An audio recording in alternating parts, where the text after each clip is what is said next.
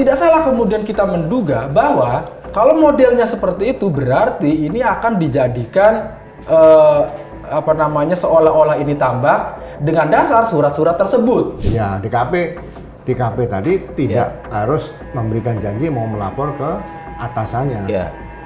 Karena di Undang-Undang Nomor 32 Tahun 2014 tentang kelautan itu yang terlibat pemerintah pusat dan pemerintah daerah. Ya. Nah, kenapa tidak diberdayakan di situ DKP koordinasi dengan Polres atau Airut setempat untuk menindak? Itu sebenarnya sudah bisa ditindak dari awal. Kalau misalnya laut, itu untuk selamanya, untuk anak cucu, Pak. Nggak bisa. Contoh kayak begini, di penambangan pasir laut, gitu kan, itu kan alasannya satu, PAD untuk pemerintah, gitu kan. Dua, mereka tenaga kerja, kan kayak gitu kan. Tetapi dampaknya seperti apa? Penambangan pasirnya laut, penambangan pasir selesai pada tahun 2014, tapi dampaknya sampai sekarang kami rasakan. Halo Sobat TN, ketemu lagi kita di Bang X Napi Diskursus.net. Berita tentang pagar laut di pesisir utara Kabupaten Tangerang, Banten makin heboh saja. Betapa tidak, ketika selama ini statusnya disebut-sebut tidak bertuan, misterius, kini Menteri Agraria dan Tata Ruang Nusron Wahid jelas-jelas menyatakan mengakui bahwa di sekitaran berdirinya pagar laut itu berseliweran ratusan sertifikat hak guna bangunan HGB. Spontan pertanyaannya meroyak, bagaimana bisa di wilayah lautan terbit HGB? Mas Reza yang April, sejawat ada tambahan? Mas, speechless saya mas. Ya, speechless. Lamban. Lambat. Padahal sudah retreat ke Magelang. Ya udah. Sebenarnya itu yang akan kita bincangkan sekitar pagar laut yang makin menghebohkan itu ceritanya. Makin kesini makin menghebohkan. Tapi sebelum berangkat, kita bersiniar. Sila juga Sobat TN untuk subscribe dan nyalakan lonceng notifikasinya. Nanti setelah bubaran, kelar menonton sampai tandas, boleh juga untuk like, comment, and share video ini.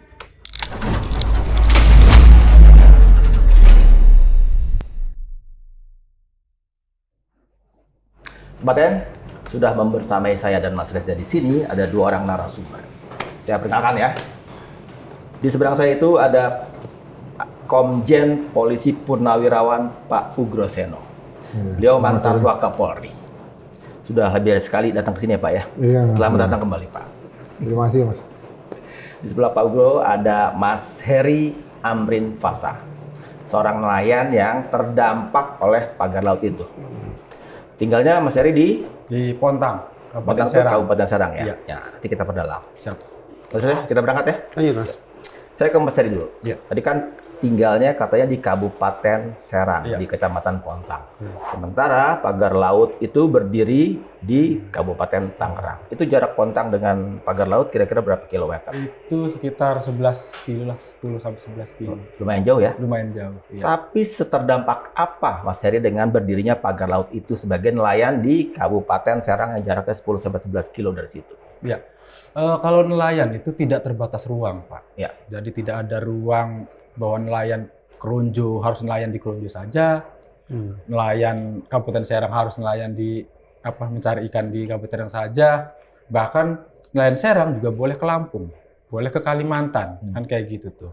Jadi kalau misalnya di wilayah Kemeri tidak ada ikan, itu juga larinya ke Kabupaten Serang di Pontang. Begitu juga sebaliknya. Artinya kalau nelayan tidak ada ruang, tidak ada batas sekat-sekat. Nah itu prinsip nelayan sih kayak begitu, hukum nelayan di situ, Pak.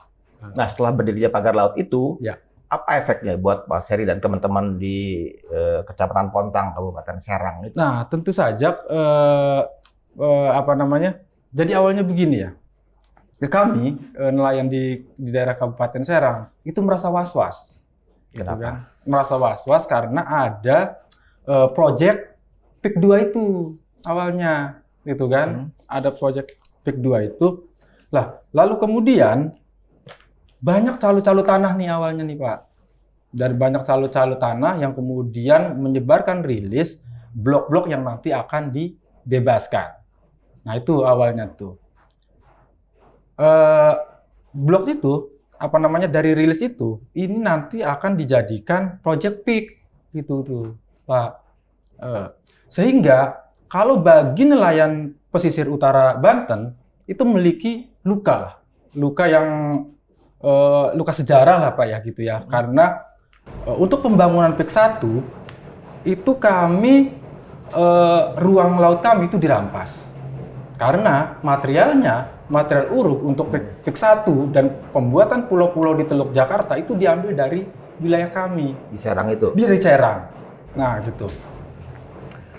Konflik dari mulai 2003-2004. Di situ banyak teman-teman kami yang kemudian dipenjara, yang protes gitu kan. Kami dihadap-hadapan dengan alat negara pada waktu itu. Nah, itu yang pertama. Sorry, saya potong. Dihadap-hadapkan dengan alat negara itu siapa maksudnya? Satu aparatur pemerintahan. Dari mulai RT sampai ke bupati pada waktu itu. Siapa lagi? Terus kemudian alat negaranya dari mulai Polri sampai ke ada tentara juga. Ada tentara juga? Ada tentara juga. Nah, itu kita dihadap-hadap sehingga kemudian ada tahun 2024 itu 12 kawan kami dipenjara karena protes itu. Itu selesai. Lalu kemudian berlanjut lagi tahun 2010. Tahun 2010 sampai kemudian tahun 2016. Nah, itu sama juga. Bahkan di situ kami dihadapkan dengan Baladika pada waktu itu. Karena salah satunya Koperasi Baladika jadi semacam subkonnya gitu tuh, memiliki surat kuasa terhadap penambangan pasir laut. Nah, dampaknya sangat luar biasa. Dampaknya pertama abrasi. Ya kan? Dampaknya abrasi sampai sekarang kurang lebih ratusan bahkan ribuan hektar tambak-tambak kami hilang. Nah itu. Yang kedua, terumbu karang juga udah nggak ada.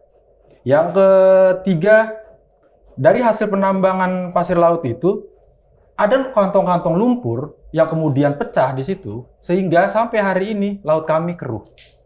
Nah itu, belum lagi konflik-konflik sosial yang terjadi. Ya kan? Ada yang ditembak kan kayak gitu kan, macam-macam pada waktu itu. Pokoknya mencekam lah pada masa itu 2010 sampai terakhir 2016 kita gugatan, akhirnya menang gugatannya, lalu kemudian di Jakarta Pak Anies tidak memperpanjang reklamasi itu, gitu kan? Karena memang dokumen KLHS-nya tidak ada katanya begitu kan? Gugatan di PT UN ya kalau nggak salah? Ya, PT UN.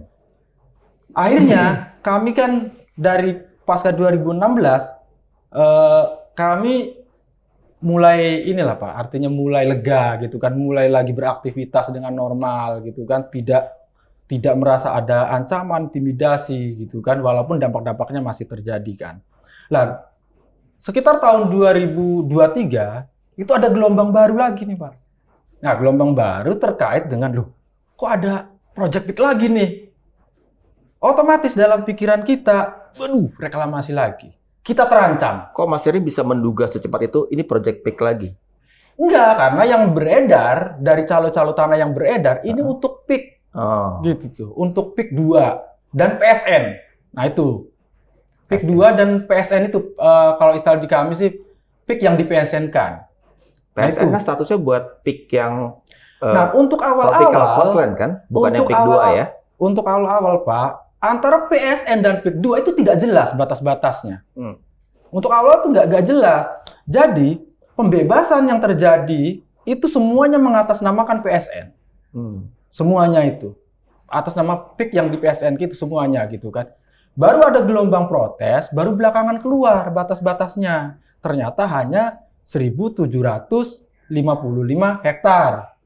Di situ yang meliputi 1.500-nya hutan lindung, dan 255 adalah untuk akses jalan gitu kan. Nah itu yang di PSN-kan. Tetapi ini berada di wilayah pengembangan PIK 2 ini gitu kan. Nah itu. Lalu kemudian setelah, waduh artinya kita merasa terancam gitu kan. Yang paling terancam jelas satu nanti ini tambak-tambaknya akan digerus gitu kan. Yang kedua, ruang hidup kami, dapur kami lah gitu, itu juga terancam akan dikeruk juga. Karena dalam pikiran kami, PIK itu pasti reklamasi ininya, gitu tuh. Nah, sekitar bulan November ya, kita ngobrol sama teman-teman. Kalau saya kan nelayannya nelayan budidaya rumput laut. Rumput laut dan juga masang bubu gitu. Kita pergi ke wilayah Kronjo di sana. Ternyata di situ sudah ada patok-patok tuh, pagar. Di sini sudah ada pagar, lalu kita ngobrol di sana, loh, ini pagar apa gitu kan? Kita tanya sama nelayan sana kan, kita punya kenalan, ada Haji Heru, ada Mas Daeng segala macam di situ kan. Ini patok apa nih kayak gitu kan? Kan ini ruang hidupnya nelayan tradisional di situ kan, ruang tangkapnya gitu kan. Nah, itu katanya buat Agung Sedayu, katanya gitu tuh. Nah, akhir November kita melakukan audiensi ke DKP provinsi gitu kan, karena yang menangani ruang pesisir dan laut kan DKP gitu kan, ingin tanya kejelasan gitu kan. Nah, ketika di DKP provinsi, mereka mengatakan bahwa oh iya itu sudah kita sidak gitu tuh, itu ilegal gitu kan. Lalu kita tanya, loh kenapa nggak ditindak? Kapan itu audiensi ke DKP? Itu sekitar akhir November atau awal Oktober lah gitu. Tahun 2024. Belum lama ini berarti? Belum lama. Nah, kita audiensi ke sana untuk mencari kejelasan terkait dengan pagar-pagar itu kan. Jawabannya, itu sudah kita sidak, barangkali sidaknya Agustus kan, yang nyata Agustus. itu. Kalau saya baca 14 Agustus 2024, DKP tahu Iya. adanya pagar laut itu. 5 hari kemudian mereka sidak. Iya. Dari 14, 19 jadi ya, 19 Agustus mereka sidak. Untuk mencari tahu legalitas dari pendirian pagar bambu itu. Iya. Nah, DKP provinsi bilang bahwa ini ilegal. Ilegal. Tidak ada izinnya. Dari pemerintah desa, Saya tanya, kecamatan. kenapa nggak ditindak kalau itu ilegal?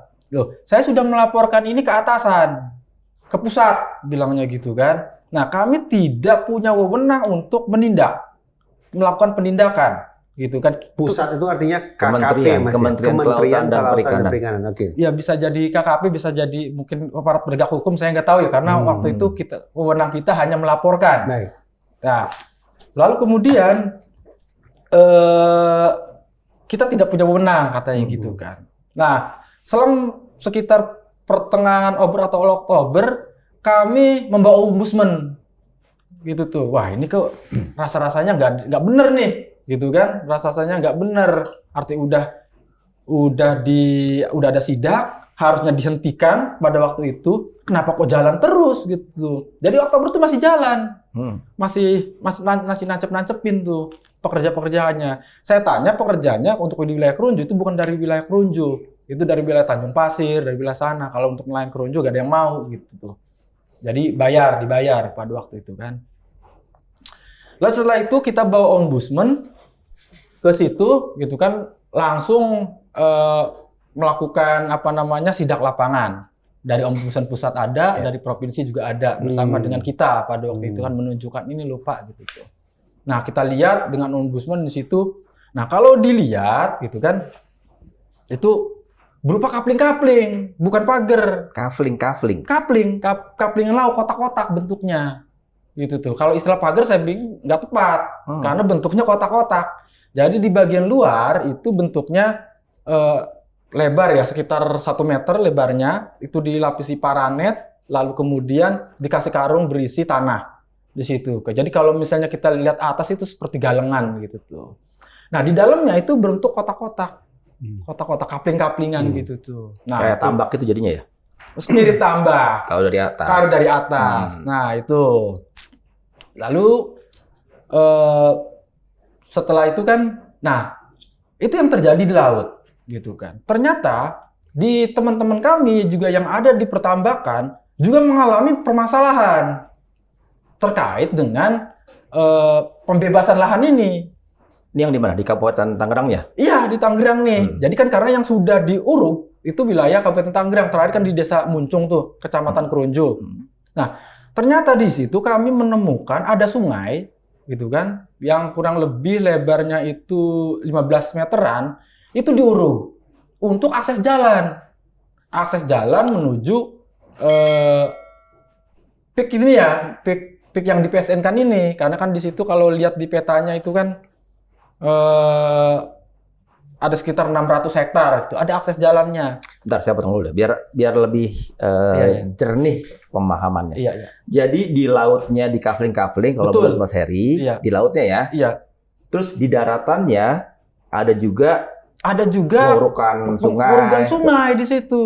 Nah, dampak Perampasan. Nah, Perampasan perampasan lahan. juga lahan juga ada ternyata. Jadi semakin kita semakin kita kejar, kita dalami di situ kan, semakin ini seperti fenomena gunung es, Pak.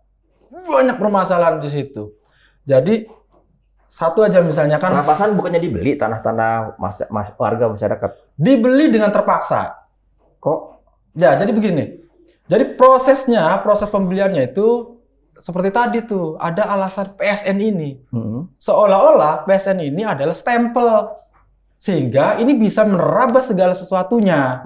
Gitu tuh, menerabas aturan, kebal hukum. Atas nama PSN. Atas nama PSN. Itu. Jadi ini proyek negara kayak gitu tuh. Ya kan? Sehingga masyarakat tidak berani untuk menolak. Ada lahan-lahan warga yang belum dibayar, tapi sudah diuruk. Itu ada. Sudah diuruk, belum dibayar. Belum dibayar, sudah diuruk, gitu kan. Ada yang kemudian padinya udah tumbuh, gitu kan, sebentar lagi mau panen, diuruk juga.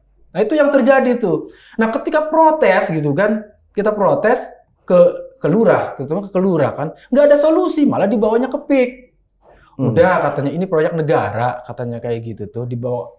Itu dijual saja, sudah, nggak bisa. PIK-nya waktu itu yang Mas Heri tahu siapa jabatannya di PIK itu siapa yang dibawa ke sana?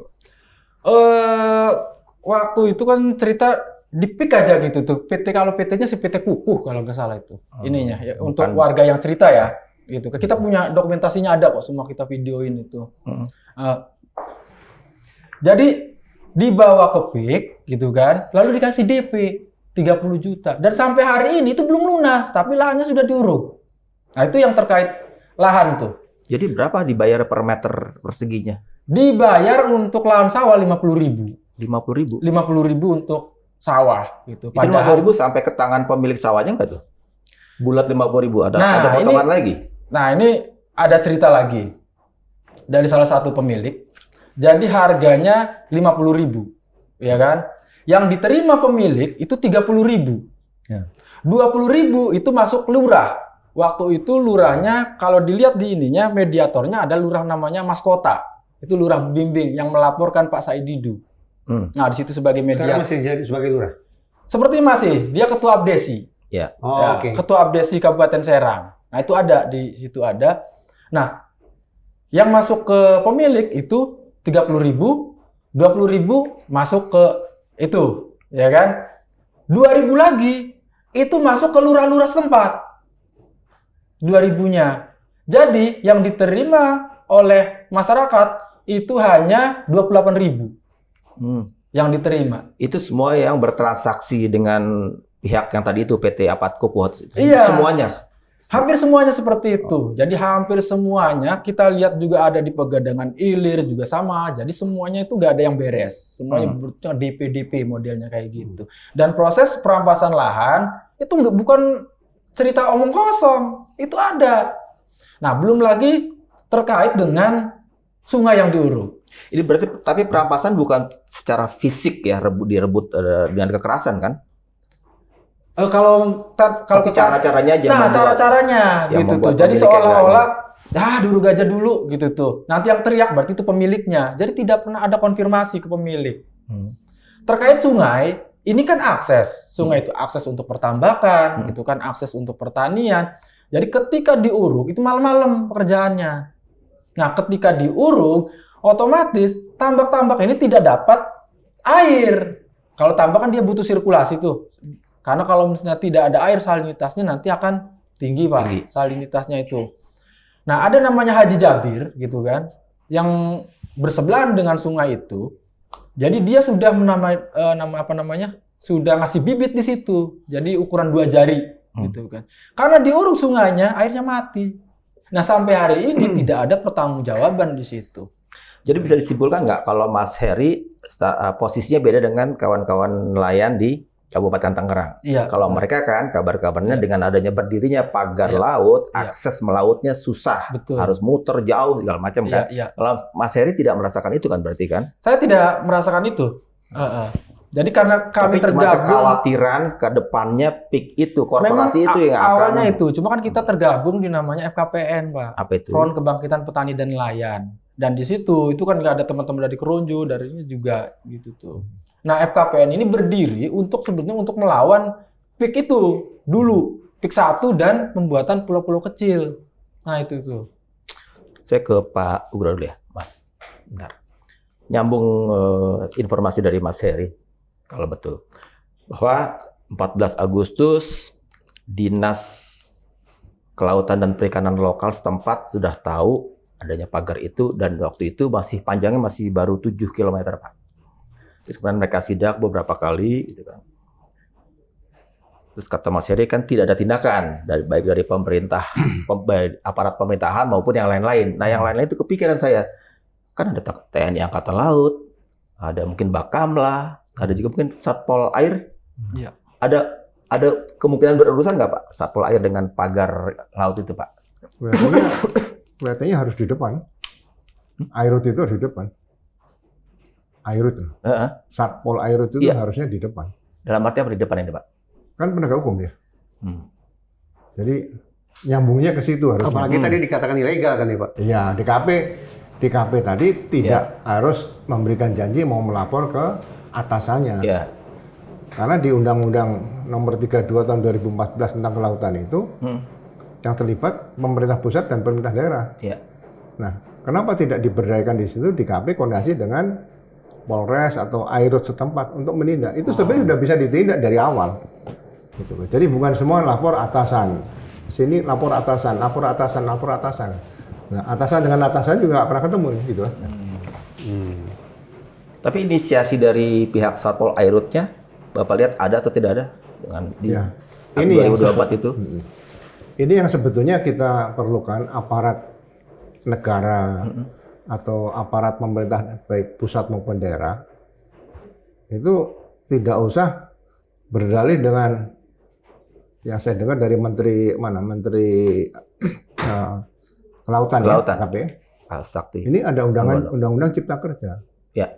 Masalah yang terjadi dengan pemagaran laut tadi itu sebetulnya cukup dipakai Undang-Undang Kelautan Nomor 32 Tahun 2014. Yang isinya hanya 74 pasal, tapi di dalamnya ini sudah cukup bisa menyelesaikan permasalahan-masalah pemagaran laut tadi. Nanti kalau ditambah ada sungai tadi, ada berkaitan lingkungan hidup dan tentang pemanfaatan air sungai dan sebagainya. Pak, ketika dikatakan ilegal, kemudian Bapak mengacu pada Undang-Undang Kelautan dari baik, Kelautan.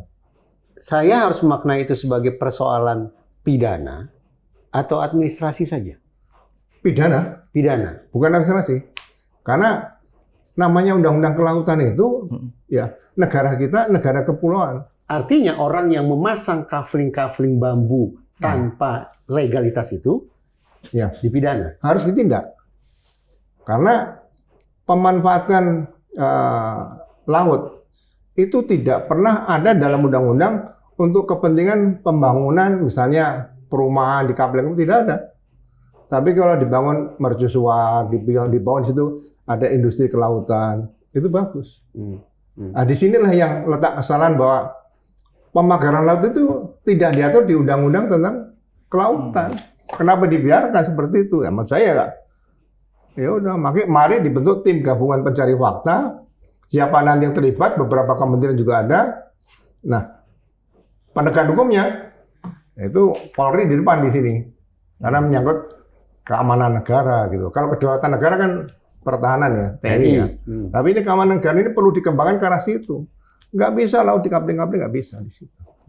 Itu yang penting di situ.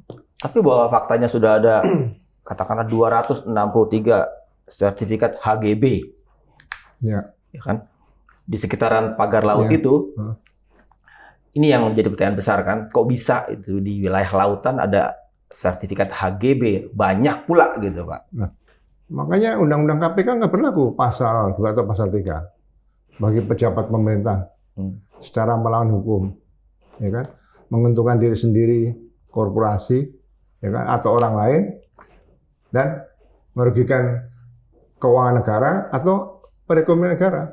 Lah ada jelas nelayan cari ikannya susah. Tapi kan atas nama PSN. Siapa?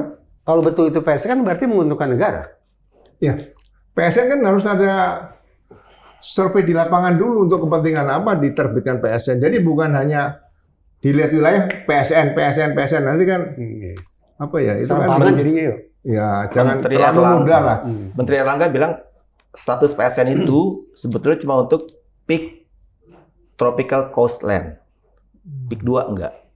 Tapi kalau menurut Mas Heri, dengan stempel PSN itu, masyarakat kan nggak terlalu tahu yang mana peak, yang mana PSN beneran, yang mana bukan. Itu yang dipakai untuk, katakanlah, mungkin nuansa intimidasi untuk mengambil tanah-tanah tambak. Ya, PSN itu dijadikan macan harimau gitu loh. Gitu loh. Ini yang bahaya di sini. Jadi masyarakat tidak pernah diajak dialog. Ini ada PSN. Masyarakat nggak tahu.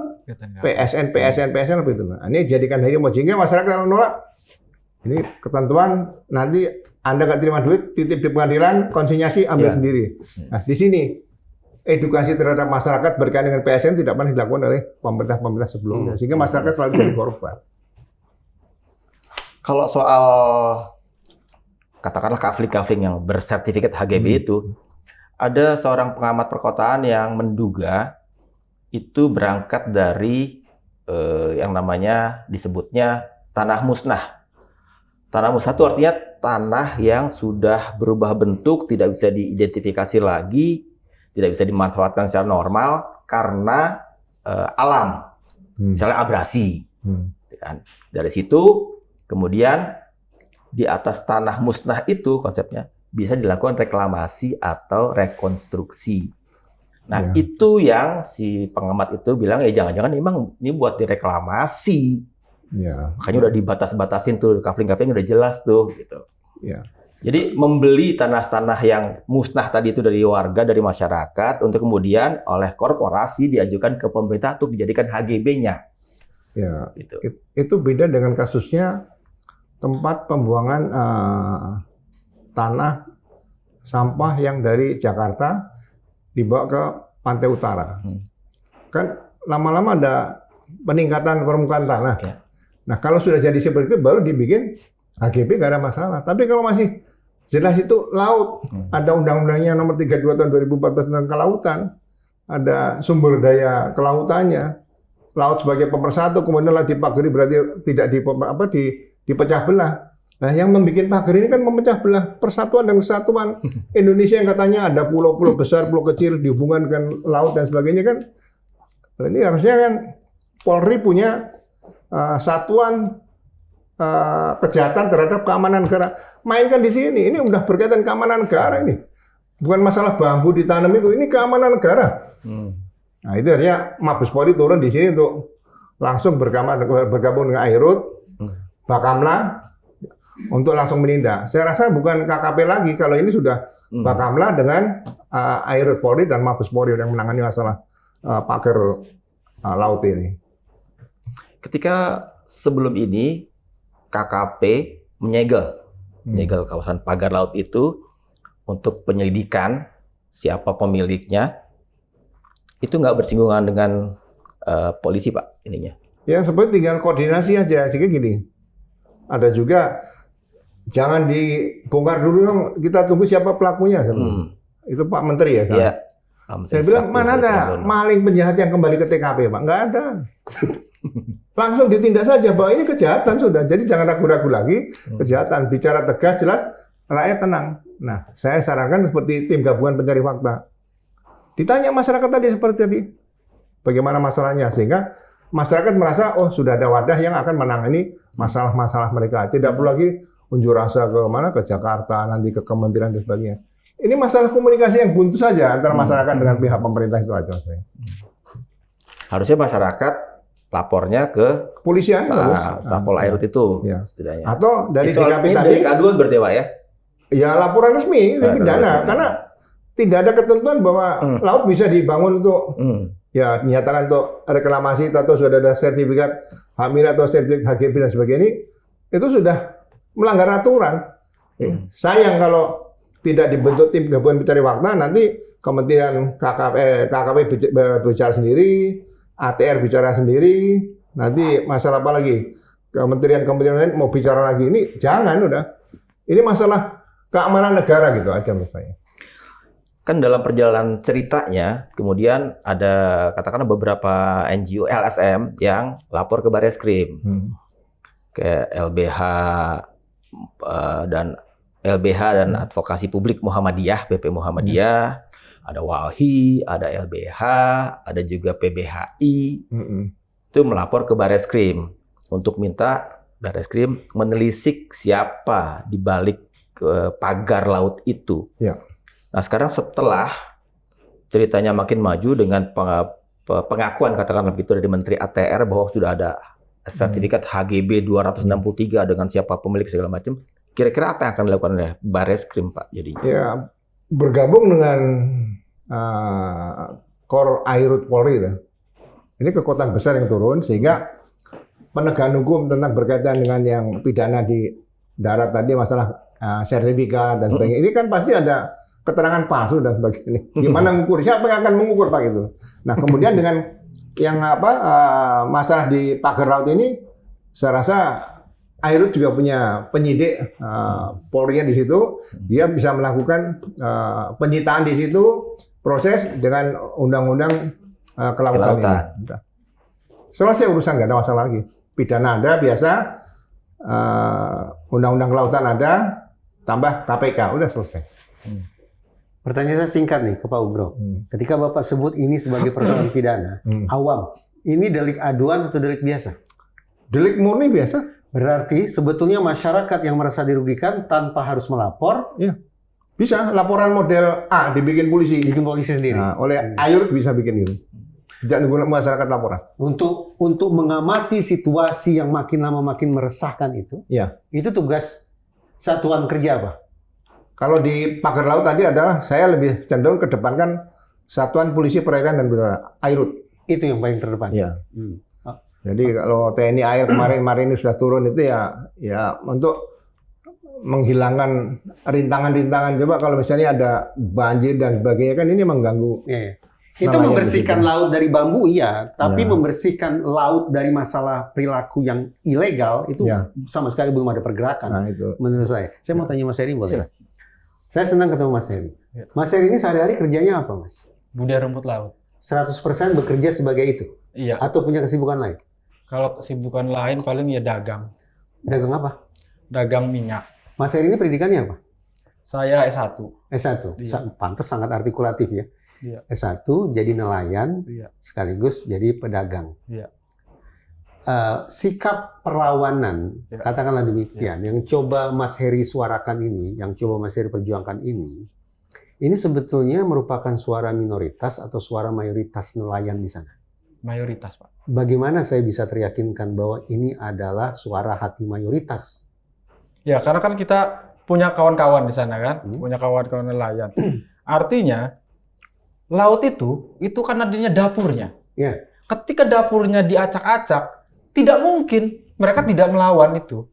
Tidak merasa resah itu tidak mungkin. Nah, yang terjadi adalah kenapa mereka artinya diam? Itu karena ada tekanan. Tekanan dari? Ya dari pihak-pihak, dari kelurahan. Sebentar, ini ada mayoritas yang menentang, ada minoritas yang tidak menentang. Iya. Tidak menentangnya ini harus saya maknai sebagai mendukung atau apa? Yang minoritas. Yang minoritas itu kan mendukung ya karena dia ada cuan di situ. Ada cuan. Ada cuan di situ. Bukan intimidasi ya? Kenapa? Bukan intimidasi kan sesungguhnya? Ya karena ada cuan yang menerima proyek ini, ya kan? Kan kayak begini. Setelah kami melakukan sidak dengan ombudsman, ada surat, gitu kan? Datang dari konsolidasi KPB Konsolidasi Pemuda Banten, gitu kan? Yang isinya bahwa masyarakat surat itu dikirimkan ke ombudsman. Yang isinya bahwa kami tidak terganggu, bahwa ini adalah hasil swadaya masyarakat, kan kayak gitu kan? Dan di situ untuk budidaya kerang bambu, untuk budidaya udang, untuk bayar cumi, gitu. Kan lucu sebetulnya kan kayak begitu. Kenapa kan? lucu? Ya karena kalau kita melihat kalau untuk budaya kerang bambu ya nggak kayak begitu metodenya. ya kan? Untuk budaya udang mana ada model budaya udang seperti Jadi itu. desain kafling bambu itu Ya. dari kacamata Mas Heri yang sehari-hari bekerja sebagai nelayan, itu kemungkinan untuk apa? Desain seperti itu untuk apa? Nah, desainnya adalah ini seolah-olah dijadikan sebagai tambak. Indikasinya apa? Seolah-olah tambah. Seolah-olah tambak. Indikasinya apa? Surat-surat yang tidak ada lahannya di kalangan calo-calo tanah itu laku. Oke. Yang tidak ada lahannya, gitu kan? Entah itu bentuknya girik, SAM, yang terkena abrasi itu laku, gitu dengan harga pasarannya 8.000 per meter untuk yang tidak ada lahannya.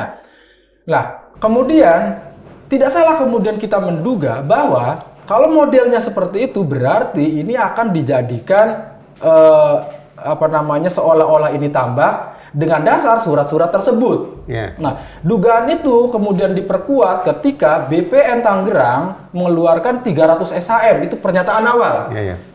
Pernyataan awal 300 SHM itu pada waktu diskusi di KKP. Yang itu dihadir ombudsman kan kayak kan semua protes. Kok bisa ada SHM kan kayak gitu kan. Saya potong ya. Kalau betul-betul itu nantinya difungsikan sebagai tambak, Iya. tetap merugikan atau tidak? Nah, Terlepas dari diskusi tentang legal tidak legalnya, kalau model kafling bambu itu nantinya betul-betul difungsikan sebagai tambak, merugikan atau tidak? jelas akan menimbulkan konflik Antara nelayan dan nanti pemilik tambang. Karena apa? Karena itu sudah menjadi wilayah ruang hidup, wilayah tangkapnya. maka bisa saja dibikin koperasi, Mas. Jadi pengelolaan bersama, pembagian keuntungan bersama. Nggak bisa. Jelas ada konflik nanti. Karena apa? Di situ adalah ruang hidupnya. Sudah terbiasa di situ dengan kedalaman sekian kan kayak gitu kan. Nah, kalau misalnya kedalamannya kan ada nelayan yang dia mencarikan di kedalaman 1 meter. Ada yang 2 meter, ada yang setengah meter. Itu kan nelayan-nelayan misalnya mencari kerang, kan kayak gitu kan, kerang darah. Itu di kedalaman segitu. Ada lagi yang di 2 meter. Nah, kalau kita melihat pagarnya itu kan kedalaman sampai 6 meter. Ya kan? Nah, Jadi, itu beberapa nelayan itu tidak bisa. Kalangan yang mendukung itu, mereka pekerjaannya apa? Nah, kalau yang mendukung setahu saya satu ada staf desa, ya kan, yang mendukung. Terus yang lain itu karena dibayar. Nah, kami menemukan Yang dibayar ini apa pekerjaannya? yang dibayar ini Nelayan juga kan? jelas bukan nelayan. Bukan nelayan? Bukan. Jadi Karena apa? kami menemukan kayak dia. Ada TikToknya Abu Ganja apa siapa? Abu Janda. Abu Janda itu Iya. kan yang kemudian Setuju, dia katakan setuju. Nah, ada teman namanya Elong, itu sebenarnya orang Kemeri itu, yang dua. Dikonfirmasi, maksudnya kamu apa ini? Setuju kan? Loh, saya dibayar 100.000 Untuk mengatakan itu. Untuk mengatakan itu Dibayar oleh ada siapa? 2 orang. Dibayar Gitu oleh kan? siapa? Nah, yang bayar itu adalah adiknya Adiknya. yang menyuruh ini. Jadi yang menyuruh adiknya. Nah, gitu. orang itu bekerja sebagai apa sehari-harinya? Nah, menurut Elong, si ini itu dekat dengan orang-orang PIK. Gitu tuh. Si adiknya itu namanya Jimmy apa siapa gitu tuh. Terus Elong, ini loh peristiwa pidana loh sebetulnya ini kan kayak gitu. Hati-hati loh memberikan keterangan palsu di ini gitu kan. Bikin klarifikasi. Nah, kata 2 orang, nanti saya tanya dulu ke adik saya kan, karena yang menyuruh adalah adik saya. Kan kayak begitu kan. Terus ketemulah Elong ini dengan adiknya. Saya yang pasang badan katanya terkait ini. Sudah, kamu nggak usah ikut-ikutan. Nah, itu salah satu contoh saja gitu kan, bahwa orang-orang yang kemudian menyatakan bahwa itu hasil budidaya selama 5 tahun kayak gitu kan, satu selama 5 tahun, itu adalah orang-orang yang dibayar. Cuma kalau misalnya itu yang ditangkap kan kasihan juga, ya kan gitu. Nah, beredar nama-nama di kalangan pesisir gitu kan, ada nama-nama yang seharusnya bertanggung jawab gitu kan. Nah, proyek itu menurut yang beredar ya kan, dan itu juga jadi materi gugatannya PP Muhammadiyah itu kan, UMT itu kan. Terus kemudian ada satu lagi yang gugatan perdata itu gitu kan. Nama-nama satu yang melakukan pekerjaan itu adalah Mandur Mehmet namanya. Ya kan? Atas perintah dari Emcun atau alias Ahmad Ghazali. Nah, Ahmad Ghazali itu mendapatkan tender dari Ali Hanafiyah. Ali Hanafiyah ini adalah tangan kanannya Haguan, ya kan? Kalau tangan Haguan berarti juga ada Antoni Salim di situ sebagai pemilik saham ini kan kayak gitu kan. Itu sudah beredar loh nama-nama itu. Beredar gitu kan. di mana? Di kalangan masyarakat. Apakah kalangan masyarakat sampai sejauh itu pikirannya? Ya nama-nama itu sudah beredar Pak. Gitu tuh. Ya artinya kalau misalnya nama-nama itu beredar, berarti ada fakta-fakta yang harus Antara digali. masyarakat yang menentang Iya. dengan yang mendukung. Iya. Terlepas apakah mendukungnya karena cuan kah itu, Iya, iya. karena intimidasi kah itu. Karena berarti ada dua Iya, kelompok ya. Iya. Sekarang relasi antar mereka bagaimana? Kalau relasinya itu kan ya seperti tadi itu saling ini kan. Saling loh, kenapa? Contoh misalnya ada yang membuat pernyataan bahwa pernyataan palsu lah karena itu dibayar kan kayak gitu kan. Akhirnya kan ada loh, kamu ngapain ngomong kayak gitu? Klarifikasi. Jadi ada gap di situ, Pak. Sebetulnya. Nah, lama-kelamaan kalau dibiarkan ini bisa jadi konflik besar. Jadi konflik besar. Ada tanda-tanda ke arah sana?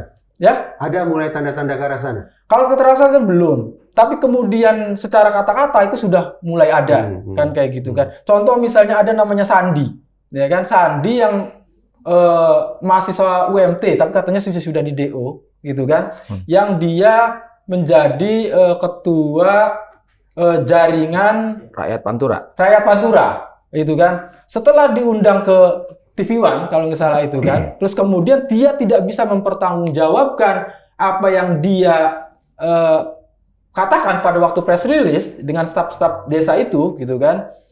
Nah, dia dibully, Pak. Di kampungnya dia dibully, di sosmed dia dibully, kan kayak gitu kan. Jadi, nah itu benih-benih konfliknya sebetulnya kan ada di situ. Ada pembulian kayak begitu kan. Nah itu, contoh itu Sandi. Terus yang ada yang kemarin juga ada namanya Tarsin, yang awalnya ngaku nelayan, ternyata dia staf desa, kan kayak gitu kan. Nah, kalau ditanyanya itu ke staf desa, dari 15 desa yang ada di sepanjang pesisir itu semuanya pasti ngomong sepakat dengan adanya pagar laut. Karena gitu kan, semua yang dia ada di pesisir ini ada cuan di situ, Pak. Ada keuntungan dalam proses itu. Kan bisa digali sebetulnya dari lurah-lurah ini kan. Ketika menerbitkan SHM atau GIRIP atau keterangan PM1 apa gitu ya. Itu kan harus dari lurah dulu nih. Sekarang saya balik ya logikanya ya. Kalangan yang menentang kan merasa karena periuk nasi mereka terganggu kan. Wilayah mereka untuk mencari nafkah itu ternyata sekarang dibatasi. Betul. Sekarang dibalik. Ya. Kalau masyarakat yang menentang, nelayan-nelayan itu juga dikasih cuan. Selesai kan masalah? Nelayan-nelayan itu dikasih cuan. Nah, kalau dikasih cuan itu akan bertahan berapa lama, Pak? Ya kan? Karena kalau misalnya laut itu untuk selamanya, untuk anak cucu, Pak. Nggak bisa. Contoh kayak begini, di penambangan pasir laut gitu kan, itu kan alasannya satu PAD untuk pemerintah gitu kan. Dua, mereka tenaga kerja kan kayak gitu kan. Tetapi dampaknya seperti apa? Penambangan pasirnya penambangan pasir selesai pada tahun 2014. Tapi dampaknya sampai sekarang kami rasakan. Laju abrasi di daerah kami itu antara 5 sampai 10 meter per tahun. Mas Heri, jumlah nelayan hari ini dibandingkan dengan dulu itu stagnan, jumlahnya sama atau menurun atau bertambah banyak yang jadi nelayan di sana?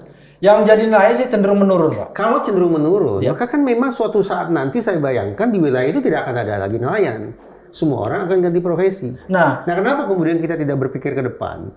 Tanda petik mempercepat saja proses alih profesi itu dengan cara ya memang cuan yang bicara dalam rangka mengalih profesi, bukan untuk merugikan nelayan, tapi mempercepat alih profesi itu. Masuk akal tidak logika ini saya bangun untuk menyoroti situasi di sana? Menurut saya nggak masuk akal, Pak. Karena begini ya. Contohnya begini. Menyusutnya pertambakan, gitu kan, atau tidak produknya pertambakan, itu karena hal-hal yang kemudian ini menjadinya tidak produktif. Contoh misalnya kayak begini. Kali diuruk, pencemaran di sungai, kan kayak begitu kan. Solusinya itu bukan kemudian ini menggusur lahannya, tetapi bagaimana memperbaiki supaya ruang hidup itu tetap lestari, berkelanjutan. Karena apa? Di situ ada rantai, Pak. Ada rantai. Jadi problemnya ini bukan persoalan pemilik, gitu kan? Bukan persoalan hanya sekedar yang memiliki tambak misalkan. Di situ ada rantai. Di dalam tambak itu ada yang namanya kuli jaring, gitu kan. Ada yang namanya kuli ngelumpur, galeng, gitu kan. Ada yang namanya kuli angkut, ojek angkut ikan, gitu kan. Ada yang namanya kuli angkut pakan, gitu kan. Dan rantai-rantai yang lain, ada pedagang ikannya. Nah, rantai itu panjang di situ. Nah, ketika ini dihilangkan, katakanlah segitu kan, alih profesi kayak gitu. Rantai-rantai ini juga terputus, Pak. Nah, menurut saya seperti itu. Ketika ruang laut ini dihabisi kan kayak begitu kan. Nah, ini juga rantai-rantainya juga akan terputus juga sama. Nanti saya akan balik lagi ke situ ya, tapi saya ke Pak Ugro sebentar. Pak, saya agak risau begini, Pak. Ini kosakata yang dipakai oleh Mas Heri adalah ilegal. Tadi Bapak sebut pidana. Kalau saya simak di pemberitaan media, yang tampak batang hidungnya itu Pak Nusron, Menteri ATR. Kemudian Menteri KKP, yang maaf saya lupa namanya. Sakti Wahyu Trenggono. Nah, kemudian ada KSAL. Ya? Muhammad Ali. Kenapa polisi tidak tampak di situ? Padahal katanya masalah penegakan hukum. Padahal katanya masalah ilegal. Bapak sendiri sebut masalah pidana. Polisi kok tidak ada? Sebetulnya dari awal dengan dibesarkannya polisi perairan dan udara atau AIRUD itu, seharusnya polisi perairan dan udara yang ada di wilayah pesisir tadi, kan ada pos-posnya tadi. Harusnya digerakkan dari sini. Jadi jangan sampai ini sudah ditangani misalnya kemarin oleh marinir. Oh sudah cukup, jangan. Saya juga melihat, loh kenapa AIRUD nggak turun? Harusnya turun. Karena penegakan hukum di wilayah perairan tuh, kelautan tadi, AIRUD punya kewenangan di situ. Kan masih di wilayah pesisir di perairan tadi. Makanya disayangkan kalau kepolisian tidak turun dalam menangani pagar tadi. Kalau dikatakan, wah ini kan wilayahnya luas, sementara jumlah personil kami terbatas, teknologi pun terbatas. Ya khilaf lah ini, anggaplah khilaf. Masuk akal tidak? Bisa diterima tidak alasan itu?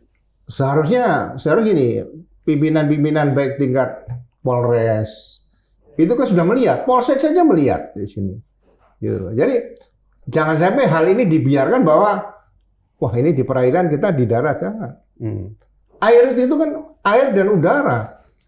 Mana ada matra laut sama matra udara jadi satu? Yang ada jadi satu hanya di polisi perairan dan udara. Pakai drone saja kalau ada, ya kan?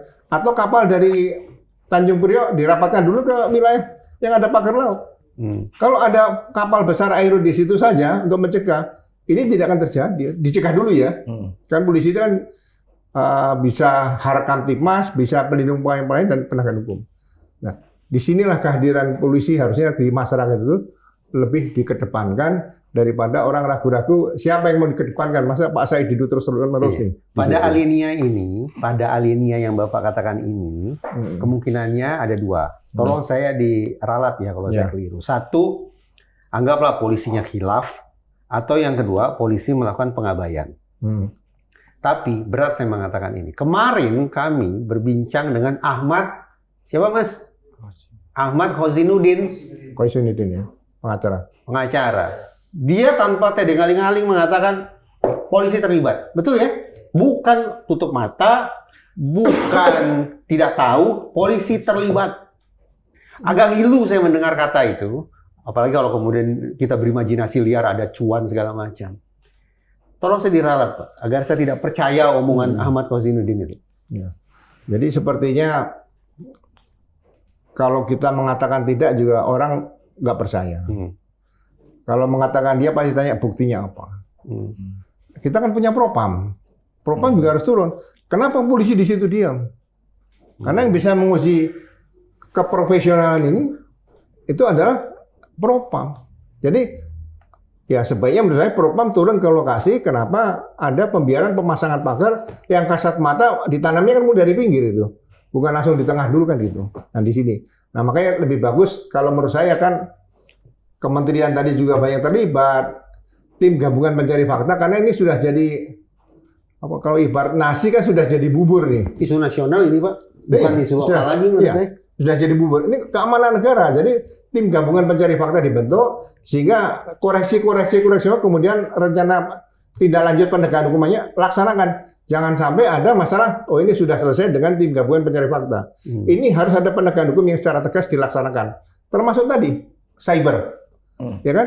Masyarakat yang dibayar kemudian bicara salah, loh ditindak saja. Jadi bukan hanya menyampaikan pendapat yang dikaitkan dengan undang-undang IT itu yang dengan tokoh-tokoh yang ada, tapi orang-orang yang memaksa orang supaya berbicara tidak benar kan bisa diproses. Siapa di atasnya tadi ya, seperti siapa? Ada ahli Hanafiah misalnya gitu. Ya diproses saja. Semuanya kan sama diperlakukan, tidak ada bahwa kalau kaya itu penegakan hukum nanti terakhir itu ujungnya saja nggak ada, pukul rata saja. Saya sebetulnya punya satu pertanyaan yang ingin sekali saya ajukan kepada TNI. Kenapa? Begini, kalau kita buka Undang-Undang Polri, sehingga saya ada satu pasal kurang lebih isinya bahwa Polri bisa meminta bantuan TNI dalam situasi-situasi tertentu. Betul kan Pak ya? Jadi pertanyaan yang ingin saya ajukan ke TNI adalah begini, wahai TNI, dengan segala hormat, apakah kalian turun tangan dalam masalah pagar laut berdasarkan permintaan dari Polri atau tidak? Karena ketika Polri tidak tampak batang hidungnya, tiba-tiba tanda petik ujuk-ujuk TNI Angkatan Laut turun tangan, masa saya ingin mengatakan TNI fait accompli Polri, kan tidak pantas kalau saya mengatakan itu. Apa perspektif Bapak terkait dengan pasal yang disebut barusan, TNI maju? Ya, saya respect loh Pak, terus terang ini, maaf ya dengan segala hormat ke Korps Tribrata, saya respect bahwa TNI Angkatan Laut mengambil inisiatif sedemikian rupa. Ya, dalam situasi keadaan negara damai, bukan perang lah ya, kan? Kalau TNI bisa mengatakan, oh bagian marinir kemarin adalah operasi militer selain perang. Ya kan? Oh, operasi militer selain perang. Ya kan? Jadi mereka masih bisa berbuat hal-hal seperti itu, misalnya gini, ada kecelakaan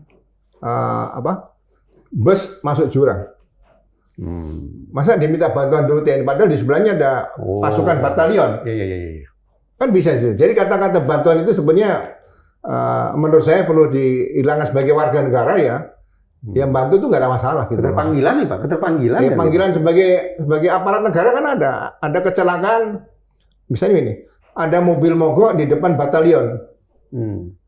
Nah, ini yang dorong siapa nih? Di situ ada tentara, masa dibiarkan? Ya, mungkin itu bagian dari operasi militer selain perang juga bisa di situ. Jadi bantuan seperti itu kita berterima kasih, ya kan?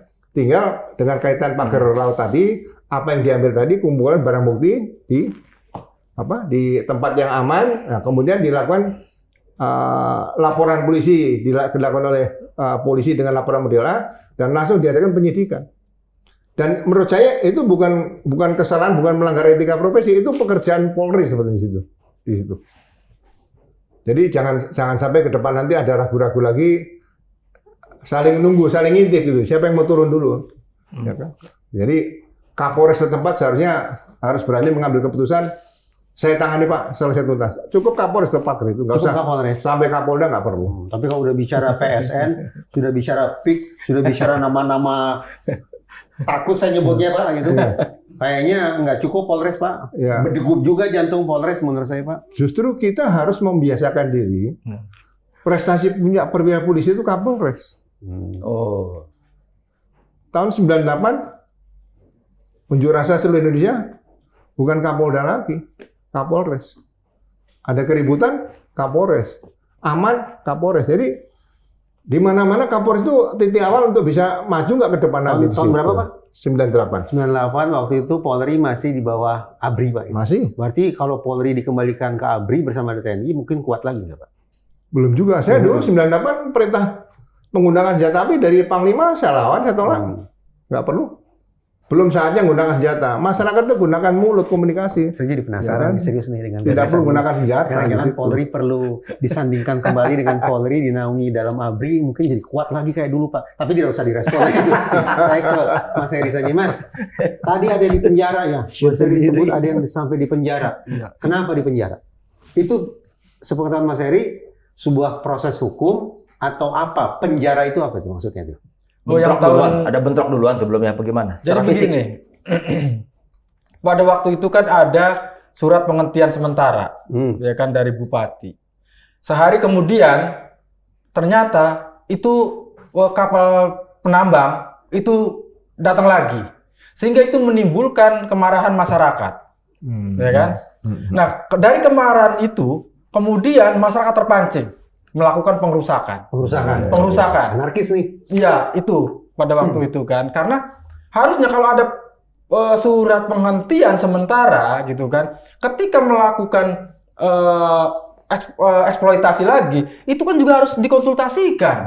Nah ini enggak, gitu kan. Dikejar kapal itu dengan, ya paling tidak ada 500 perahu pada waktu itu. Kejar kapal penambang itu, nggak kekejar, lalu kemudian merusaklah di situ, kantor kepala desa di situ. Ditangkepi, gitu kan, sampai kemudian jadi proses lah. Diproses hukum atau sekedar ya anggaplah sebagai untuk efek jerah diinapkan dulu 1-2 hari di dalam. Diproses, Pak.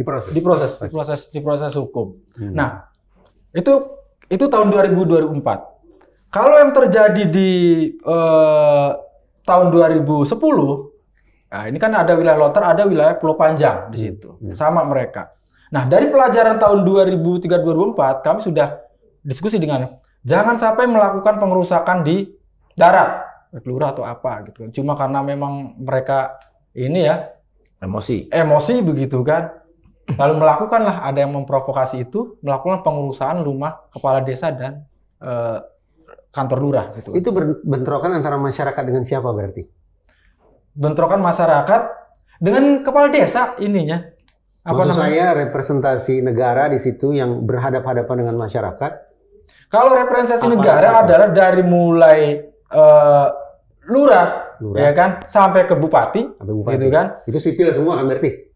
Iya. Untuk aparatnya itu dari mulai ya kepolisian dan TNI lah. Nah, sesaat lalu kan saya katakan saya berbunga-bunga nih dengan kehadiran TNI Angkatan Laut yang bongkar pagar laut. Ya.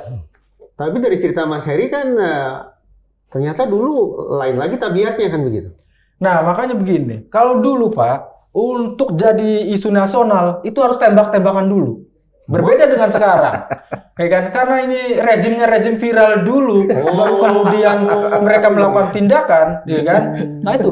Nah, awal-awal makanya kan begini, ada namanya Kang Holid di situ kan, sampai kemudian kalau negara tidak sanggup gitu kan untuk menyelesaikan masalah ini gitu kan, ataupun melawan korporasi-korporasi di balik ini gitu kan, saya yang akan melawan, kan sampai kayak begitu. Artinya nelayan juga nih. Nelayan. Sesungguhnya. Nah itu di FKPN dia penasehat. Maaf nih ya, bukan mengecilkan hati. Iya. 3 minggu lalu saya ke Rempang. Iya. Rempang itu mungkin lebih panas daripada ini. Iya.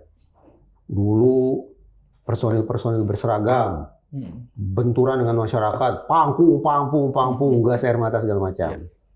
Sekarang bergeser, Mas. Ada kelompok-kelompok tertentu, ya sebutlah preman dikerahkan, masyarakat mengatakan demikian. Jadi pergeseran konfliknya kebaca nih Pak. Dulu ibaratnya antara negara versus masyarakat, sekarang seperti antara masyarakat dengan masyarakat. Horizontal ya. Dikerahkan, betul. Dikerahkan gitu. Tapi walaupun seolah kasus Rempang itu berhenti sekian tahun lalu, tahun 2003 kalau saya tidak salah, September 2003. Ketika saya kembali ke Rempang, ternyata sudah ini api dalam sekam. Karena kekerasan secara sporadis berlangsung lagi. Dan beberapa hari lalu saya terima kabar, seorang nenek berumur 70-an tahun, sapaannya Nek Awe, dikriminalisasi, merampas kemerdekaan. Lalu saya tanya lah Pak, ke Polda Kepulauan Riau, dan sesungguhnya juga saya tanya ke Mabes Polri. Saya ingin tahu ya, seorang nenek umur 70-an tahun merampas kemerdekaan orang. Orang itu siapa? Yang kemerdekaannya dirampas oleh seorang nenek. Sulit bagi saya untuk percaya. Tapi saya kan dalam posisi bertanya, ya seharusnya dijawab. Yang ingin saya katakan Mas Heri, maaf nih ya. Rempang yang udah mendidih kayak gitu aja Mas. Sampai hari ini, nggak ada yang beres Mas. Tidak ada lagi pihak yang dipercayai oleh masyarakat Rempang. Bahkan saya sudah double check. Jadi kayak yang ngomong panjang. DPD saya kontak. Tidak satu pun merespon. DPR saya kontak, jawabannya thanks. Coba. Polisi saya tanya, tidak menjawab. Itu Rempang.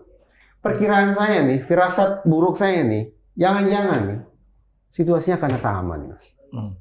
Apalagi ini kan mengandalkan kekuatan viral, Mas. Iya. Viral diredam, ganti isu, ada pergerakan lagi tuh Mas. Pasang Kalau- bambu lagi jangan-jangan Mas. Kalau terkait apa namanya preman dan segala itu sudah terjadi di tahun 2003-2004 juga sama kan kayak gitu kan. Di tahun 2010 juga sama. Bahkan dia sama ada preman itu, golongan preman tuh dikerahkan juga sama. Bentar, tahu dari mana mereka preman kerahan? Ya kan saya tahu orang-orangnya. Itu bukan warga setempat. Ada warga setempat, ada juga ngambil dari misalnya ada yang dari preman Dadap, ada dari preman kalau sana kan istilahnya Jawara, Pak. Istilahnya. Dia mengkoordinir jawara-jawara di Muara Baru. Itu orang-orang Banten juga Dan sama. apa yang mereka lakukan? Mengintimidasi. Mengintimidasi. Iya, Ancamannya mengintimidasi. Ancamannya ya apa namanya? Dicegat gitu kan. Lalu kemudian kamu jangan macam-macam kan kayak gitu kan. Kalau masih mau hidup. Yang mengerahkan, yang memobilisasi mereka siapa? Ya perusahaan-perusahaan yang mengerahkan. Cuma kan kalau di Banten, Pak, darahnya itu walaupun dia bukan jawara gitu, tetapi dalam kondisi terdesak, gitu kan, darah jawaranya keluar. Entah itu dia petani, ada karakter itu. Entah dia profesinya petani, entah itu nelayan, gitu kan. Ketika dia diinjak, gitu kan, darah jawaranya keluar. Melawan, gitu kan. Jadi awal-awalnya seperti ini polanya. Pertama jawara-jawara dulu nih, preman-preman lah. Kalau kita di sana sih namanya jawara cepon. Cepon itu sangku nasi. Dari jawara-jawara yang dibayar lah istilahnya kayak begitu kan, sangku nasi. Tetapi nyalinya gitu kan, apa-apa yang dibayar dengan apa-apa karena niat murni, karena motivasi kebenaran, motivasi karena Allah misalnya kayak gitu kan, karena Tuhan begitu kan. Itu beda di lapangan. Nyalinya juga beda. Nyalinya. Nah, awal-awal yang kita selesaikan preman-preman dulu yang kita selesaikan. Mundur preman-preman. Lalu yang kedua ini dari Polri, gitu kan, menggunakan Polres, menggunakan sampai kemudian di tempat menggunakan itu maksudnya apa? Ya, artinya kita yang kemudian jadikan berhadapan-hadapan. Nah, mereka berada di kapal-kapal penambang. Gitu kan, karena setiap nambang kita serang kan kayak gitu. Polisi di mana? Polisi di dalam kapalnya itu, kapal penambang ada di situ, gitu kan. Lalu kita laporkan ke Komnas HAM. Pada waktu itu kita sih manggilnya Mas Gepeng, nama aslinya saya lupa. Datang ke situ, baru tuh dimarahin tuh. Tugasnya itu bukan polisi di sini tuh. Ini satpam gitu kan. Kalau ini alat negara nggak boleh kan. Kan warna seragamnya sama. Bener itu polisi. Ya kalau nggak mungkin marah-marah dari Komnas HAM itu. Berarti itu positif polisi. Positif pada waktu polisi keluar nih kan, nggak lagi. Tahun berapa itu Mas Heri? Itu antara 2010 sampai 2014 lah. Seragamnya masih beda. Seragamnya beda ya. Bisa Itu. ketahuan dong. Warnanya beda segala Iya. macam. Itu enggak tuh akhirnya tuh, bukan lagi itu. Terakhir yang digunakan adalah Koperasi Baladika. Isinya ya Kopassus kalau boleh Baladika gitu kan. Makanya kita heran. Ini ruwet. Kenapa kemudian mereka bikin posko di situ, lalu kemudian kami menemukan bahwa ada semacam surat kuasa gitu kan dari perusahaan penambang pasir ke koperasi atas namanya gitu tuh. Nah, kalau ini memang kita menghadapinya agak apa ya, kalau ngomong hitung-hitungan strategi gitu, lebih licin lah strateginya. Iya. Jadi awal-awal mereka datang ke kita berdiri di masyarakat pada waktu itu kan. Ini kata koperasi tadi nih? Iya, kata koperasi, karena berkunjung kan. Kita nggak tahu nih kalau mereka sudah dapat surat kuasa gitu kan. Lalu mereka suruh menunjukkan simpul-simpul. Pak, kita pengen tahu dong simpul-simpul di lapangan siapa saja gitu kan. Nah, bodohnya kita pada waktu itu, kita kasih tahu simpul-simpulnya. Disamperin lah kemudian satu-satu. Apa yang dilakukan waktu disamperin? Ya, yang disamperin, dia menawarkan sesuatu. Ada yang mau kasih laptop misalnya kan. Terus kemudian dia bawa senjata. Taruh senjata? Ditaruh senjatanya gitu kan. Nah, setelah itu ada yang menerima misalnya karena ini hadiah gitu tuh. Lalu ke yang lain bilang, oh itu udah nerima. Sehingga kemudian ada saling tuding di situ. Nah, kalau di kita sih misalnya di kelompok besarnya gitu kan, di kelompok ada saya Kang Holid gitu kan. Kita kan mengeluarkan senjata ya kita buat mainan. Oh ini asli apa enggak ya? Wih takutnya ini asli apa enggak gitu. Sampai kemudian ada nama Basri ya, dipanggilnya Batak. Ya kalau pengen tahu asli enggak ya dicoba aja gitu kan. Wih jangan gitu kan. Ya, sampai gitu. Cuma kan kalau misalnya di masyarakat bawah gitu kan, ketika dia juga Jadi peristiwanya seperti itulah. Nah, terkait dengan baik itu pemagaran, baik itu ada perampasan tanah gitu kan, baik ada pelanggaran di tanah uruknya di kewarinya itu gitu kan. Karena itu kan tidak ada izinnya. Nah sekarang nih Mas, setelah hiruk pikuk di jagat maya semacam ini, Mas Heri juga akhirnya muncul di media. Baladika kah itu, polisi kah itu, aparat kelurahan kah itu, di mana mereka sekarang? Nah kalau untuk itu belum. Kalau maksudnya Baladika belum ya, belum. Maksudnya nggak separah dulu lah, nggak ada. Cuma memang kelurahan nih, yang aparat-aparat kelurahan. Kalau posisi mereka seolah-olah kalau untuk aparat penegak hukum, setahu saya sih semuanya diam, ya kan? Makanya ini kok kayak negara ini demikian tidak berdaya gitu tuh. Ada pelanggaran gitu kan. Dan beberapa bulan itu tidak ada yang menindak gitu tuh. Baik pemagarannya, baik yang terjadi di darat gitu kan. Banyak pelanggaran-pelanggarannya, perampatan sana, penyerobotan kan kayak begitu kan. Akses publik kemudian ditutup gitu kan. Debu segala macam pencemaran. Tidak ada satupun yang menindak. Gitu kan. Baru yang ditindak adalah pagar nih gitu kan, walaupun kita belum tahu siapa yang yang melakukan, tapi saya pikir nggak masuk akal gitu tuh kalau misalnya nggak tahu gitu kan. Padahal bambu-bambu itu lewat keronjo itu melewati pos-pol air Pak. Nah Lah itu kan ribuan bambu yang dibawa melewat. Jadi ini pos air, ini jalan gitu kan, ditaruhlah di pinggir laut. Itu melewati. Kan mustahil juga nggak tahu gitu kan. Mustahil kalau saya nggak tahu. Cuma ini kan seolah-olah tidak berdaya gitu kan. Seolah semua sudah tertutup gitu kan. Seolah-olah. Baru kali ini aja gitu kan. Setelah kemudian benar-benar viral, jadi booming gitu kan. Bergeraklah kemudian TNI. Kita menyambut baik itu. Tapi intinya semua persoalan itu juga harus diaudit lah gitu kan. Baik mulai kelurahan, BPN. Benar kata Pak Ugro tadi, Iya, perlu tim gabungan pencari fakta Pak ya. Kalau tidak, One Team Press itu diisi dari kepolisian, purnawirawan ada, angkatan darat ada, laut ada, udara ada, tambah masyarakat.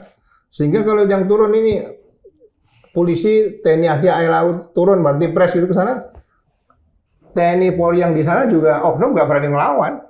One Team Press perintah Pak Prabowo gitu, pasti takut orang. Kalau cuan Pak? Kalau cuan enggak, kalau ada oknum nanti yang di One Team Press tadi bermain nakal, ganti aja. Kan masih banyak polisi yang baik, tentara yang baik itu masih banyak juga. Kalau cuannya udah banyak diganti nggak jadi soal Pak. Mungkin pemikirannya begitu. Nggak lama-lama cuannya habis. Ketika Mas Heri bilang tidak berdaya tadi itu, ya termasuk semua aparat desa terus polisi, tentara segala macam itu. Jadi membuat saya tergiring untuk memotret ini jauh lebih tinggi lagi nih. Yeah. Ini TKP-nya kan di sebelahnya PIK, ya kan? Ketika PIK itu ya kalau boleh dibilang oligarki kan Pak ya. Kan? Itu ada hubungannya dengan, ada yang bilang ini nggak bisa dilepaskan dari katakanlah terima kasihnya pemerintahan yang lalu kepada oligarki yang ini. Makanya di trade off dengan mereka bantu ada kegiatan di IKN. Coba yang jelas pemerintahan lalu tuh banyak. SBY pemerintahan lalu, Soeharto pemerintahan lalu, Megawati pemerintahan lalu, Gus Dur pemerintahan lalu, dengan IKN-nya itu kan. Sudah jadi fitnah maksud saya begitu. Kan sudah dikasih contoh di Korea Selatan, nggak ada masalah. Jadi ya itu trade off, berterima kasih dengan kegiatan korporasi tertentu itu di IKN, ya dikasihlah status PSN itu gitu, walaupun kemudian disalahgunakan, yang harus cuma di sekitar peak tropical coastland, tapi sekarang peak yang lain-lain juga dijadikan macan itu untuk katakanlah ya nggak tahu mau dibilang perampasan, saya nggak tega juga ngomongnya, tanah-tanah masyarakat itu yang diuruk lah segala macam itu yang kemudian dibeli murah gitu. Tadi Pak, Nah itu kan bagian dari orkestrasi nggak Pak jadinya Pak? Politik negara secara dari atas banget itu Pak. Makanya polisi dan juga Satpol Airut juga terkesan nggak bergerak dia. Ketika ribuan bambu lewat di markasnya juga kata Mas Edi diam. Bapak analisisnya ke sana nggak Pak? Jadi politik nih udah nih, politik negara nih. Ya sebetulnya kalau sudah muncul dari bawah ini, ya kan? Tadi saya koreksi ya. Kalau preman dihadapkan masyarakat nggak? Ini budaya masa tandingan ini sudah ada sejak 98. Jadi Swakarsa. Ya, dihadapkan seperti itu. Jadi ini polanya mencontoh, belum ada yang baru. Di Indonesia ini belum ada yang baru. Jadi mencontoh pola-pola yang ditinggalkan senior yang sekarang kan masih banyak yang hidup di situ. Nah, bagi saya dengan kasus seperti munculkan PSN dan sebagainya ini, dulu kan ada UKP 4 ya, tapi sekarang kan nggak hidup. Yang di bawah Pak siapa dulu, Mangku Subroto itu. Nah, lebih bagus sekarang segera menangani masalah kaitan dengan pemagaran laut tadi. Tim gabungan pencari fakta dibentuk, lapornya bagaimana? Jadi segera action supaya masyarakat ini tidak timbul gelisah, tidak ada konflik lagi antar masyarakat. Di sini ini harus dijaga ke depan. Nanti kasihan Pak Prabowo baru 100 hari, nanti ke depan kemudian ada gangguan lagi kan kasihan. Kita harus dukung sampai selesai 5 tahun seperti itu. Ngurusi bambu di wilayah itu sampai Presiden Prabowo bicara, itu kan memang menunjukkan betapa sekian banyak alat negara ini lumpuh, Mas. Ya. Hanya untuk bicara tentang pagar bambu. Komentar, Mas. Ya kan itu menunjukkan bahwa memang hari ini negara tidak berdaya gitu tuh. Negara terkooptasi gitu kan. Itu sudah menunjukkan. Jadi gini, Mas. Yang Mas Heri dan masyarakat inginkan itu yang mana sih? Satu, tolong dong cabut pagar bambunya. Atau yang kedua, tolong dong hentikan PIK-nya. Atau yang ketiga, hentikan PSN-nya. Satu, cabut PSN-nya. Langsung ke situ, Cabut PSN-nya. Karena ini adalah peluang kezoliman itu muncul. Ini PSN di situ saja atau PSN se-Indonesia? Ya harus dilihat dulu ininya. Kan ada misalnya satu-satu ya. Ya kita kaji lah satu-satu. Pemerintah kan udah menjanjikan mengevaluasi. Evaluasi semua. Janji gampang. Evaluasi. Yang kedua, libatkan masyarakat. Kan tidak pernah ada konsultasi publik di situ. Iya kan? Kalau kata masyarakat, oh enggak, kan kayak begitu kan? Ya jangan, kan kayak begitu kan? Kita ukur dulu dari sudut lingkungannya seperti apa, kajian lingkungannya, kajian sosialnya seperti apa, sosiologinya kan, dampak sosial, dampak lingkungan kayak gitu kan. Jangan berpikir hari ini atau 10 tahun yang akan datang. Kita berpikirnya minimal satu generasi, 70 tahun atau 140 tahun. Nanti akan seperti apa kan kayak gitu tuh. Hentikan PSN-nya, libatkan masyarakat dalam membuat keputusan. Iya, libatkan partisipasi masyarakat. Jadikan konsultasi yang bermakna di situ gitu kan. Terus kemudian hentikan perampasan tanah. Ini kan zaman-zaman penjajahan primitif ya. Kalau sekarang penjajahan gaya baru, ini bukan gaya baru, primitif ini. Jadi kalau melihat kejadian di Tangerang itu persis kita nonton film Si Pitung gitu kan, Si Jampang gitu kan. Ada kemudian Bapak Longseng yang mematok-matoki lahan kan kayak gitu. Persis seperti itu kejadiannya. Masyarakat tidak berdaya di situ. Aparat penegak hukum juga tidak berpihak ke masyarakat gitu. Aparat pemerintahannya tidak berpihak juga kan kayak gitu. Karena aparat mulai desa itu jadi calo-calo tanah semuanya. Dia mendapatkan cuan 2.000 per meter. Nah itu kan sampai kemudian abdesi dia yang kemudian jadi desa Belimbing, dia jadi caleg tanah sampai ke desa Muncung, desa ini kan kayak begitu ada cuan. Ibaratnya Belanda coklat jadinya ya. Belanda saya nggak bilang partai coklat gitu. Belanda coklat. Bisa jadi seperti itu. Nantikanlah artinya gaya-gaya primitif seperti itu gitu kan. Kita ini kan bangsa besar ya, bangsa yang berbudaya gitu kan. Kita punya karakter gitu kan. Ya masa sih zaman sekarang gitu kan, semua informasi terbuka, cara-cara seperti itu masih digunakan kan, cara-cara yang brutal seperti itu digunakan. Kalau misalnya Pak Reja ke lapangan langsung, nangis Pak. Takut saya, bukan nangis. Oh takut Pak ya? Saya. Tadi ada disebut sekian banyak, itu takut saya kesana. Oh takut ya. Yang terakhir nih Mas, udah ada kode soalnya kita dari pinggir tadi. Itu kodenya supaya selesai atau karena takut atau karena waktu? Supaya selesai. Ke Pak Ugro. Jadi bisa dibilang apakah Pak Ugro katakanlah menyesal atau ya kurang menyesalkan bahwa polisi terutama Satpol Airut tidak mengambil prakarsa lebih di kasus pagar laut ini, Pak. Ya, saya hanya membantu mengingatkan bahwa amanat undang-undang itu, kepolisian itu kan sudah jelas. Pelindung, pengayom, pelayan. pemelihara Kamtipmas penegak hukum. Perankan saja. Kalau misalnya salah sedikit juga tidak akan dipecat polisi. Jadi keberanian ini harus dibangunkan kembali kepada para aparat kepolisian yang masih dinas aktif tadi sebagai insan tribrata dan catur prasetya. Jadi tidak perlu takut ancaman dicopot dan sebagainya, itu udah biasa bagi saya. Jadi mudah-mudahan ke depan nanti ada hal-hal yang berkaitan dengan kira-kira indikasi ini pelanggaran undang-undang tertentu misalnya itu. Polisi semua saya di situ. Kan buka di Google kan bisa. Action aja, bikin laporan. Kalau nanti bikin laporan yang dikatakan bukan ke DKP ya, laporan polisi model A ditemukan, nah udah sampaikan pimpinan. Nanti disposisi pimpinan akan dilanjutkan. Tangani bentuk tim khusus gitu. Jadi komunikasi mulai dari bottom up tadi harus dibangun. Sehingga jangan sampai masyarakat itu bingung lapor kemana. Ya, ini mungkin bagi saya Babin Kamtipmas itu sebetulnya polisi yang ada di ujung yang seharusnya mengawali pembuatan laporan tadi bukan masyarakat ya, kepada pimpinannya. Nah, pimpinannya tinggal koordinasi di atas. Jadi mudah-mudahan ke depan nanti dengan peristiwa seperti ini tidak terjadi kembali seolah ada pembiaran seperti itu. Kasihan masyarakat kalau nanti sudah konflik baru, oh ini kenapa nih? Udah berapa batalion diselesaikan seperti kejadian di Poso dulu, di Kalimantan Barat, di Ambon dan sebagainya. Ini jangan sampai terjadi lagi di Indonesia. Jangan sampai. Jadi peran aparat di sini. Makanya benar-benar saya tidak sambil guyan nih. One Team Press ini perlu ditingkatkan. Di situ ada purnawirawan jenderal entah bintang 2, entah bintang 3. Tapi nggak usah bintang 4 lah. Kan bintang 4 sudah jalan jadi Kapolri, Kepala Staf Angkatan dan sebagainya.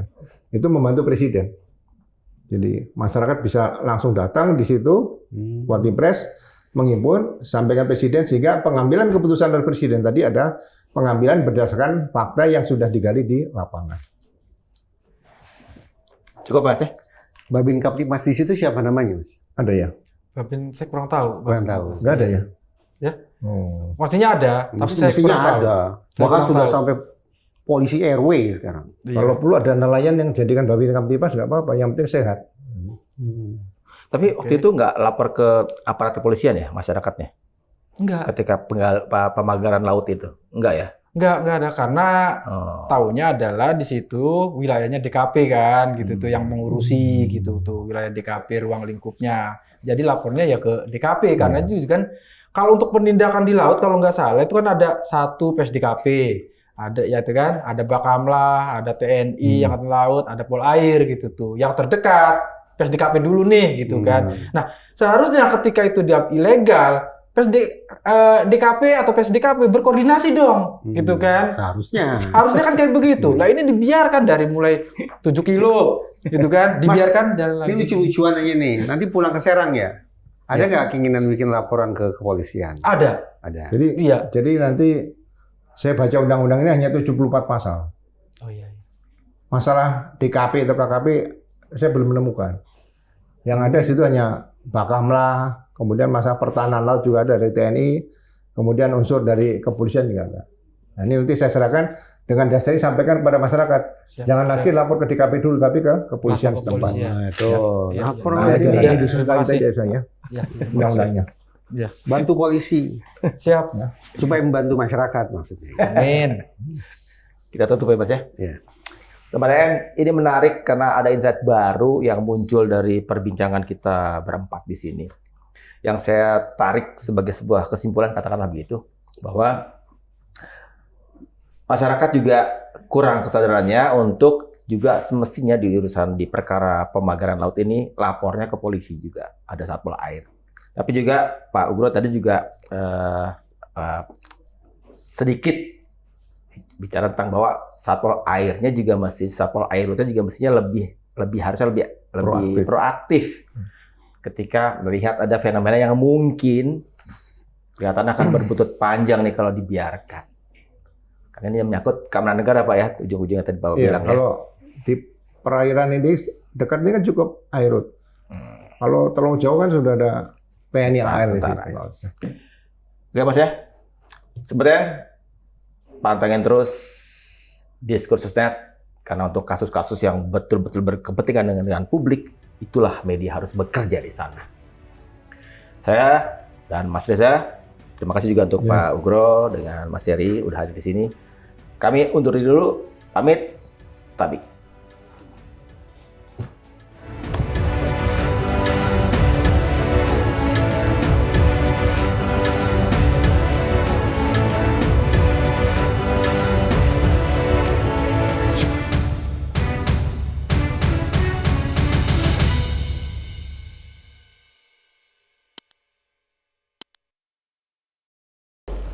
Susun tadi pindah saya.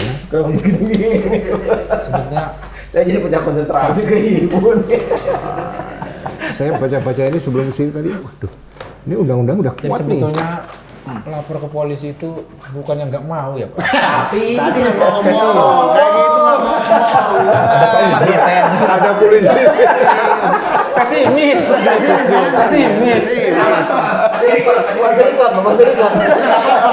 Masih serius. Wah, naikkan aja. Enggak, ini jeritan hati manusia yang terakhir. Iya, jadi gitu Pak, bukan yang nggak mau lapor ke situ gitu. Iya. Cuma ya ada rasa pesimis ya. Maaf ya. Maaf ini mah. Pesimis gitu. Itu sebenarnya jadi rahasia umum. Iya. Iya, ini maksudnya udah turun marinir kok baju kawan saya kok nggak ada yang turun. saya tadi Orang pengen kemarin bilang. itu kan gini, dengan TNI AL tuh, nah masyarakat ngebantu kan, nah ngebantu terus kemudian ada yang nelayan yang bakar tuh, gitu kan sebagai simbolik, yuk sama-sama. Itu disamperin sama Polair, gitu kan. Kenapa nggak berkoordinasi dengan Polair gitu?